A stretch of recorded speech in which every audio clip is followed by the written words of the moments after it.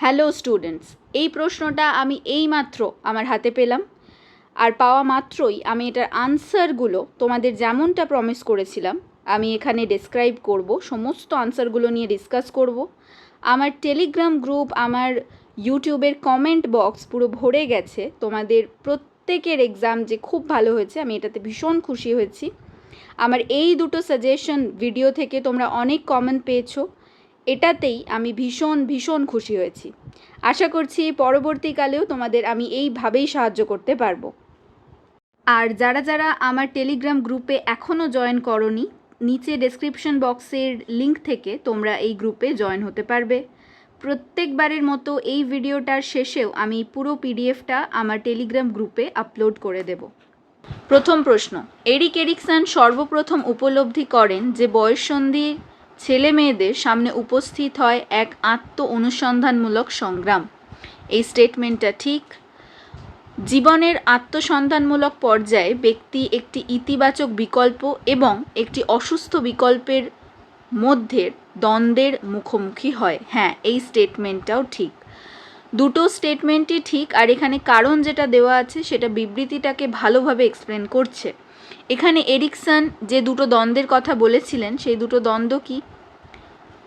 Identity versus role confusion, অর্থাৎ আত্মবোধ এবং ভূমিকা সম্পর্কিত দ্বন্দ্ব এই স্তরে দেখতে পাওয়া যায়। তো এটার আনসার হবে এ এবং আর উভয়ই সঠিক, আর আর হলো এর সঠিক কারণ। নেক্সট কোয়েশ্চেন, সামাজিক পীড়কগুলি হলো, পীড়ক মানে কি? যেগুলো আমাদের পীড়ন সৃষ্টি করে, স্ট্রেস আমাদের যেখান থেকে হয় সেটাকেই পীড়ক বা স্ট্রেসর বলা হয়। এখানে বলা হচ্ছে দৈনন্দিন ঝামেলা। দৈনন্দিন ঝামেলা একটা সামাজিক পীড়ক? হ্যাঁ, একটা সামাজিক পীড়ক। ভিড় একটা সামাজিক পীড়ক? না, ভিড় হচ্ছে পরিবেশগত পীড়ক, ভিড় সামাজিক পীড়ক নয়। অত্যাধিক কর্মের বোঝা, এটাও সামাজিক পীড়ক নয়। সামাজিক সম্পর্ক একটা সামাজিক পীড়ক। তাহলে এখানে 1 আর 4 হবে সত্য হিসাব মতো, কিন্তু 2 আর 3 মিথ্যা হওয়ার কথা। এখানে অপশানে একটাতেও সেটা নেই। এই কোয়েশ্চেনটাতে তোমরা প্রত্যেকেই নাম্বার পাওয়ার কথা, কারণ অপশানস এখানে ঠিকভাবে দেওয়া নেই। যারা 4 মার্ক করেছো তাদের ঠিক আছে আনসার, আর যারা এর মধ্যে কোনোটা মার্ক করেছো তোমাদেরও নাম্বার দেওয়ার কথা, তার কারণ এখানে অপশানগুলো ঠিকভাবে দেওয়া নেই। নেক্সট কোয়েশ্চেন, প্রাথমিক গোষ্ঠীর মধ্যে নিম্নলিখিত বৈশিষ্ট্যগুলি দেখতে পাওয়া যায়। স্বতঃস্ফূর্ত যোগদান বা স্পন্টেনিয়াস পার্টিসিপেশন দেখতে পাওয়া যায় প্রাথমিক বা প্রাইমারি গ্রুপের মধ্যে। ফিজিক্যাল প্রক্সিমিটিও দেখতে পাওয়া যায়, দৈহিক নৈকট্যের উপস্থিতি দেখতে পাওয়া যায়। বিধিবদ্ধ সাংগঠনিক কাঠামো, না, এটা দেখতে পাওয়া যায় না। অন্তরঙ্গতার ঘনিষ্ঠতাও দেখতে পাওয়া যায়। তাহলে হিসাব মতো এখানেও 3টে অপশন ঠিক হওয়ার কথা। 1, 2 আর 4 এটা সত্য, বাকি 3 নম্বরটা মিথ্যে, কিন্তু এই অপশানসেও সেটা নেই। এখানে আনসার হওয়া উচিত 1, 2 আর 4এরটা সত্য, কিন্তু 3এরটা ভুল। এখানেও তোমাদের প্রত্যেককে মার্কস দেওয়া উচিত যারা যারা যে কোনো একটা অপশন অ্যাটেন্ড করেছো, কিন্তু এখানে যদি তোমরা অপশন এ অ্যাটেন্ড করে থাকো তাহলেও এটা ঠিক হবে। তার কারণ আমরা এই দুটোকে কনসিডার করতে পারি, স্বতঃস্ফূর্ত যোগদান বা স্পন্টেনিয়াস পার্টিসিপেশন আর অন্তরঙ্গতা ও ঘনিষ্ঠতা, কিন্তু দৈহিক নৈকট্যের উপস্থিতিও প্রাথমিক গোষ্ঠীর মধ্যে দেখতে পাওয়া যায়। তো এই আনসারটা মোস্ট অ্যাপ্রোপ্রিয়েট অপশন এ, কিন্তু আসল উত্তর হবে এটা। পরের প্রশ্ন, সমাজ মনোবিদরা মনে করেন অনুরোধ ও আদেশ অনুসারে আচরণের কতগুলি নির্দিষ্ট নীতি রয়েছে। মনোবিদ শিয়ালডিনির মতে 6টি নীতি বিশেষ উল্লেখযোগ্য। এর মধ্যে 2টি গুরুত্বপূর্ণ নীতি হলো বন্ধুত্ব আর সামাজিক বৈধতার নীতি, এটা হবে ফ্রেন্ডশিপ আর সোশ্যাল ভ্যালিডেশন। এখানে অনুরোধ বা আদেশ অনুসারে আচরণ বলতে যেটা বোঝায় কমপ্লায়েন্স। কমপ্লায়েন্স মানে কি? আমরা যেটা রিকোয়েস্ট করছি কাউকে, কেউ আমার রিকোয়েস্ট কেন মানবে? যদি সে আমার ফ্রেন্ড হয়, তার সাথে আমার যদি বন্ধুত্ব থাকে। আর আমি কেন কারোর রিকোয়েস্ট মানতে যাব? কারণ আমি সোশ্যালি ভ্যালিডেট হতে চাই। কেউ যখন সামাজিক বৈধতা বা সোশ্যাল ভ্যালিডেশন চায়, তখন মাঝে মাঝে আমরা রিকোয়েস্ট মেনে নিই অন্য কারোর। যাতে সে আমায় রিজেক্ট না করে দেয়, আমি তার রিকোয়েস্ট মানছি, সে আমাকে রিজেক্ট যাতে না করে দেয় সেটার জন্য। পরের প্রশ্ন, প্রতিনিয়ত জীবনযাপনের মধ্যেই ঘটে চলা বহু ও বিভিন্ন ঘটনাবলী নিজেরাই পীড়ন সৃষ্টি করে। সেই কারণে গবেষকগণ বিভিন্ন ঘটনাবলী যেগুলি পীড়নের উদ্ভব ঘটায় সেগুলিকে পীড়ক বা পীড়নের উৎস হিসেবে চিহ্নিত করেছেন। এই প্রশ্নটাতে মেনলি যেটা জানতে চেয়েছে পরিবেশগত পীড়ক বা এনভায়রনমেন্টাল স্ট্রেসর কোনটি। এটা একটু আগেই আমি বললাম, এনভায়রনমেন্টাল স্ট্রেসর হচ্ছে ভিড় বা ক্রাউড, পরিবেশগত পীড়ক। পরের প্রশ্ন, এই কোয়েশ্চেনটা আমার সাজেশন থেকে দেওয়া। মন, মস্তিষ্ক ও অন্যাক্রম ব্যবস্থা এদের কার্যকারিতা ও ফলাফলের মধ্যে যোগসূত্র নিয়ে কোন শাখায় অধ্যয়ন করা হয়? এটার আনসার হবে সাইকো নিউরো ইমিউনোলজি। পরের প্রশ্ন, মস্তিষ্কের ড্যাশ এবং চিকিৎসামূলক অধ্যয়নের দ্বারা দেখা গেছে মস্তিষ্কের বিভিন্ন অংশ বিভিন্ন কাজ সম্পাদন করে। এটার আনসার হবে নিউরো ইমেজিং। আমাদের ব্রেনের যে ডিফারেন্ট পার্টগুলো আছে সেগুলো কীরকম অ্যাক্টিভিটি করে থাকে এটা আমাদের নিউরো ইমেজিং টেকনিক থেকে আমরা দেখতে পাই। তার মধ্যে অনেক টেকনিক হয়, যেমন এফএমআরআই হয়, এমআরআই হয়, এই সমস্ত নিউরো ইমেজিং টেকনিক থেকে আমরা দেখতে পাই। সিটি স্ক্যান একটা তারই মধ্যে পড়ে, বাট এই রেডিওথেরাপি, এক্সরে এগুলো নয়। পরের প্রশ্ন, পর্যবেক্ষণ, ঘটনা অনুধ্যান পদ্ধতি, এই প্রত্যেকটা কি পদ্ধতি? সাক্ষাৎকার পদ্ধতিতে কি হয়? একজন প্রশ্ন করেন আর অপরজন উত্তর দেন, তাহলে দুয়েরটা হবে এ। আত্মপ্রতিবেদনমূলকে হয় বাইরের কোনো হস্তক্ষেপ ছাড়াই নিজের দ্বারা তথ্য প্রদান করা, অর্থাৎ চারেরটা হবে বি, তার মানে এটা হবে ঠিক উত্তর, অপশন বি। পরের প্রশ্ন, প্রথম পর্যায়ে, এটাও আমার সাজেশন থেকে একদম ডিটো তুলে দিয়েছে। প্রথম পর্যায়ে বিশ্বাস আর অবিশ্বাসের দ্বন্দ্ব দেখতে পাওয়া যায়। তৃতীয় পর্যায়ে দেখতে পাওয়া যায় উৎসাহ আর অপরাধবোধের দ্বন্দ্ব। সপ্তম পর্যায়ে দেখতে পাওয়া যায় সৃজনশীলতা আর বদ্ধতার দ্বন্দ্ব। আর অষ্টম পর্যায়ে সামঞ্জস্যপূর্ণতা আর হতাশার দ্বন্দ্ব দেখতে পাওয়া যায়। এটার আনসার হবে অপশন ডি। পরের প্রশ্ন, অ্যালফ্রেড বিনে সর্বপ্রথম বুদ্ধির ধারণাকে মানসিক ক্রিয়াকলাপের ভিত্তিতে প্রকাশ করেন। হ্যাঁ, এটা ঠিক। আমি এখানে একটা জিনিস তোমাদের বলেছিলাম, অ্যালফ্রেড বিনে প্রথম আইকিউ টেস্ট দিয়েছিলেন, কিন্তু এরও আগে একজন আইকিউ টেস্ট দিয়েছিলেন, তার নাম ছিল ফ্রান্সিস গ্যালটন। ফ্রান্সিস গ্যালটনে যদি অপশান থাকে তাহলে বিনে পাবে না, আর বিনে যদি অপশানে থাকে তাহলে ফ্রান্সিস গ্যালটন তোমরা অপশানে পাবে না। তাই এখানে কনফিউশনের কোনো বিষয় নেই। এখানে অ্যালফ্রেড বিনে সর্বপ্রথম বুদ্ধির ধারণাকে মানসিক ক্রিয়াকলাপের ভিত্তিতে প্রকাশ করেন, এটা একদম সঠিক। আর অ্যালফ্রেড বিনের বুদ্ধির বহু উপাদান তত্ত্বের জনক না, এটা ভুল। এটার আনসার হবে অপশন সি, এটা সঠিক আর আরটা ভুল। অ্যালফ্রেড বিনে যে মডেলটা দিয়েছিলেন সেটার নাম ছিল ইউনিফ্যাক্টর মডেল।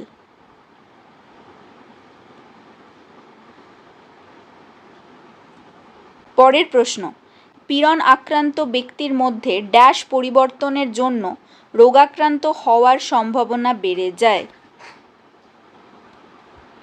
এটার আনসার হবে অনাক্রম্যতা ব্যবস্থা বা ইমিউন সিস্টেম।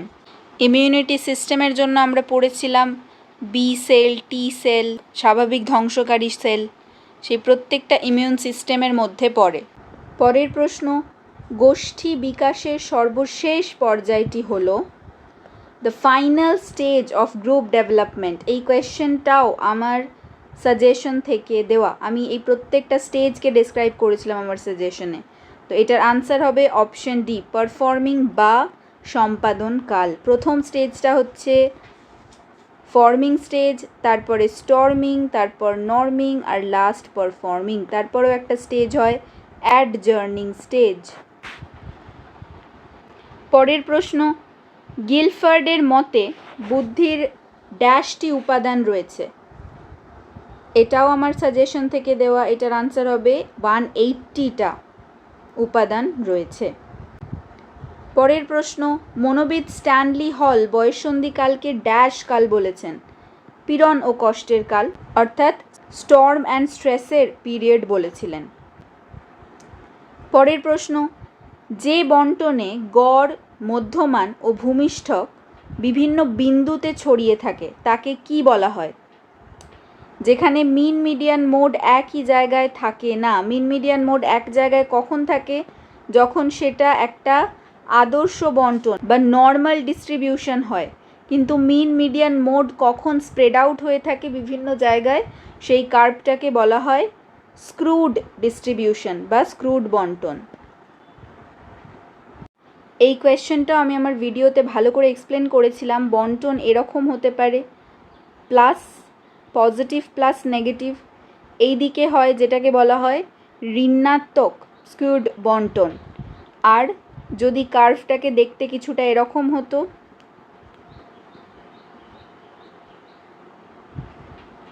তাহলে সেটাকে বলা হতো ধনাত্মক স্ক্রুড বন্টন, কারণ এটা পজিটিভের দিকে আছে।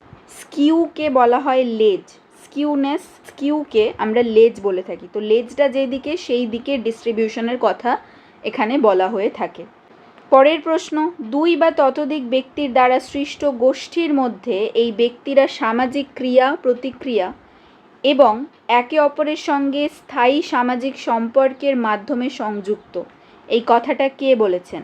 এটার আনসার হবে ব্যারন। এই ডেফিনেশনটা ব্যারনের দেওয়া।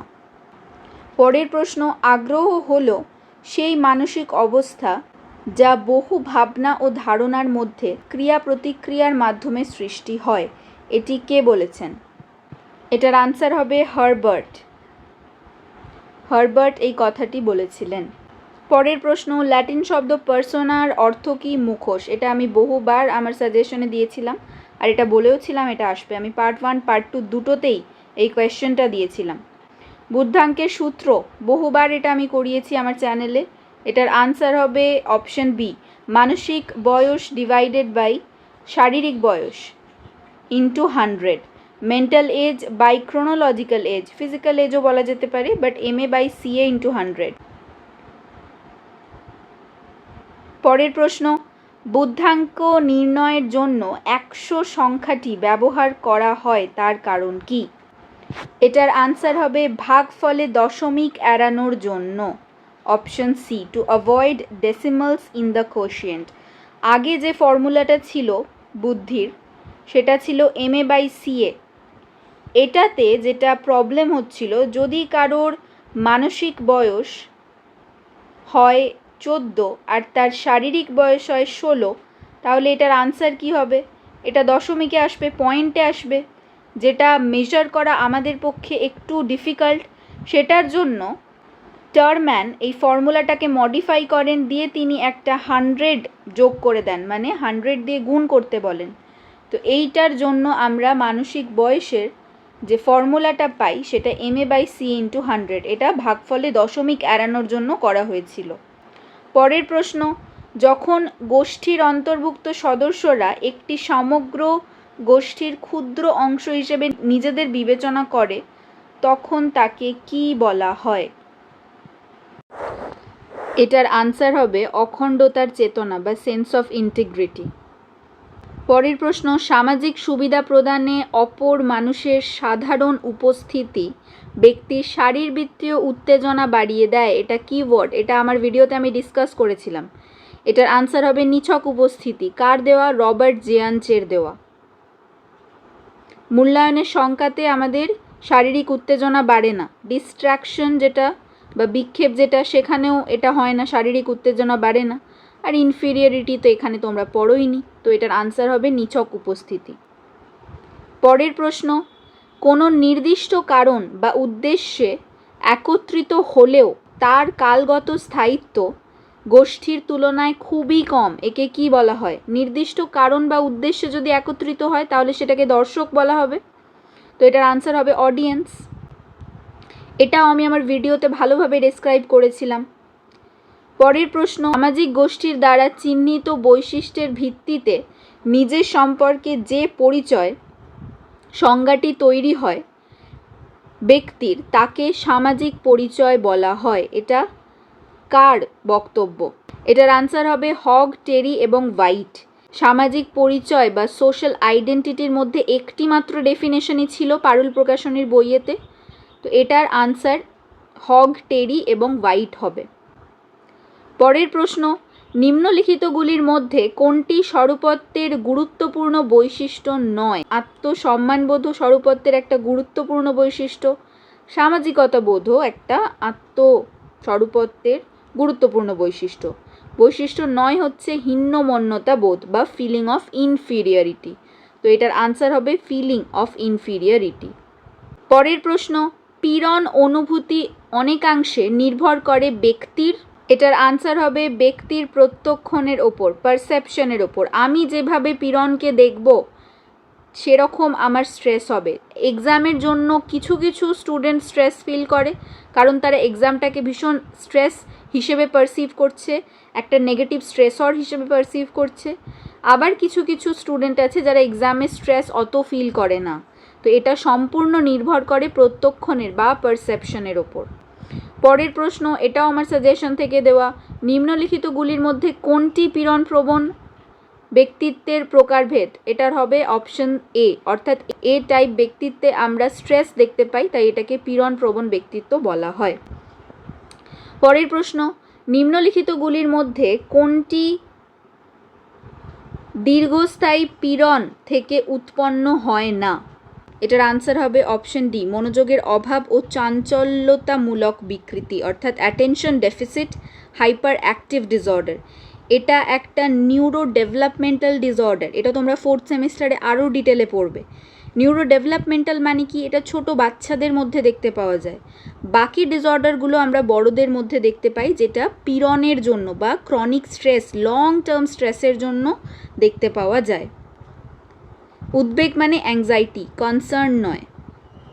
পরের প্রশ্ন, যে কৌশলের মাধ্যমে ব্যক্তির মনের মধ্যে ইতিবাচক আশা বজায় রেখে নেতিবাচক আবেগকে নিয়ন্ত্রণ করা হয় তাকে কি বলা হয়? এটার আনসার হবে আবেগভিত্তিক কৌশল, অর্থাৎ emotional oriented strategy, emotional coping strategy. এখানে বলা হচ্ছে যে কৌশলের মাধ্যমে ব্যক্তির মনের মধ্যে ইতিবাচক আশা বজায় রেখে, অর্থাৎ কোনো ঘটনা, নেতিবাচক কোনো ঘটনা অলরেডি ঘটে গেছে আর তার জন্য আমরা একটা নেগেটিভ আবেগ বা ইমোশন আমরা দেখতে পাচ্ছি, তো সেই নেগেটিভ ইমোশনগুলোকে আমরা কন্ট্রোল করছি কিছু পজিটিভ এক্সপেকটেশনস রেখে, তাহলে এটা আমরা ইমোশন, আমাদের ইমোশনের ওপর কাজ করছি, আবেগের ওপর, তাহলে আবেগভিত্তিক কৌশল বা ইমোশনাল ওরিয়েন্টেড স্ট্র্যাটেজি হবে। পরের প্রশ্ন, এইটা আমি আমার সাজেশনে দিয়েছিলাম আর বহুবার আমি বলেছি এটা কোয়েশ্চেনে দেওয়া হবে। এটার আনসার হবে গার্ডনার মার্ফি। যারা আমার ভিডিওটা দেখেছো তারা এটার আনসার করতে পারবেই। পরের প্রশ্ন, যে সকল ছেলেমেয়েরা স্বরূপত্ব অনুসন্ধান পর্বে সাফল্য লাভ করতে পারে না, এরিকসন তাকে ড্যাশ হিসেবে চিহ্নিত করেছেন। এটাকে কনফ্লিক্ট অফ আইডেন্টিটি বা স্বরূপত্বের দ্বন্দ্ব হিসেবে চিহ্নিত তিনি করেছিলেন। পরের প্রশ্ন, এটাও আমি আমার সাজেশনে দিয়েছিলাম, নিম্নলিখিতগুলির মধ্যে কোনটি মনোবিদ এরিকসন প্রতিষ্ঠা করেন? এটার আনসার হবে মনোসামাজিক বিকাশ বা সাইকোসোশ্যাল ডেভেলপমেন্ট। পরের প্রশ্ন, স্বচ্ছ আত্মবোধ ব্যক্তিকে অন্যদের সঙ্গে দীর্ঘস্থায়ী ও সুসম্পর্ক তৈরি করতে কাজে লাগে, একে কি বলা হয়? এটার আনসার হবে সেলফ অ্যাওয়ারনেস বা আত্মসচেতনতা। পরের প্রশ্ন, বয়ঃসন্ধিকালীন ছেলেমেয়েরা মনে করে তাদের পরিবার ও সমাজ তাদের সামর্থ্য ও সম্ভাবনাকে সঠিকভাবে বুঝছে না, একে কি বলা হয়? এটার আনসার হবে নিপীড়নমূলক মনোভাব বা অপ্রেসিভ অ্যাটিটিউড। যে স্ট্রেস শব্দটির উৎপত্তি হয়েছে ল্যাটিন শব্দ স্ট্রিক্টাস থেকে, এটার আনসার হবে অপশন এ। এরই সাথে আমি ভিডিওটা এখানে শেষ করছি। তোমরা প্রত্যেকে আমায় কমেন্ট বক্সে জানাবে 35-এ তোমরা কত স্কোর করলে। আর পরের সেমিস্টারেও যদি আমার সাথে প্রিপেয়ার করতে চাও তাহলে অবশ্যই আমার চ্যানেলটাকে সাবস্ক্রাইব করে রাখবে। এই ভিডিওটা থেকে তোমাদের যদি কোনো হেল্প হয়ে থাকে একটা লাইক করে দেবে, আর যাদের সাথে শেয়ার করার দরকার তাদের সাথে অবশ্যই ভিডিওটা শেয়ার করে দেবে। আর যারা যারা এখনও আমার টেলিগ্রাম গ্রুপে জয়েন করোনি তারা নিচে আমি ডেসক্রিপশন বক্সে লিঙ্ক প্রোভাইড করে দেবো, সেখান থেকে আমার গ্রুপে জয়েন হয়ে যাবে। ভিডিওর শেষে অ্যাজ ইউজুয়াল আমি এই পিডিএফটা টেলিগ্রাম গ্রুপে আপলোড করে দেবো।